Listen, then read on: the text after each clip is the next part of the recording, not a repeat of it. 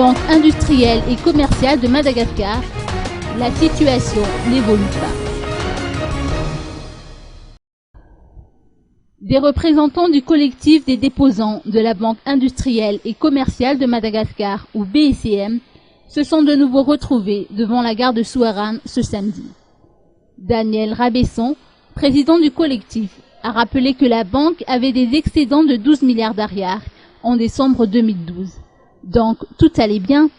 Or, en février 2013, un administrateur provisoire de la banque a été nommé, ce qui signifie par ailleurs que la banque était en difficulté. La mission principale de l'administrateur provisoire était de procéder à une recapitalisation. Au bout de 6 mois, la recapitalisation n'a pas encore été faite. Un autre délai de 6 mois a été accordé, mais il n'y a toujours pas eu de recapitalisation jusqu'à ce jour. Il se demande ainsi s'il n'y a pas eu de faillite organisée de la banque et demande à ce que les dirigeants prennent leurs responsabilités face à une telle situation. Chantal Raalsan, pour sa part, une autre représentante du collectif des déposants, a souligné que le mouvement de revendication pour pouvoir récupérer leur argent se poursuit.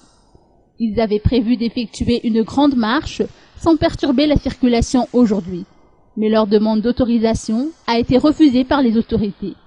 Ils envisagent de demander une nouvelle autorisation en précisant qu'il est de leur droit de revendiquer dans le but de récupérer leurs avoirs.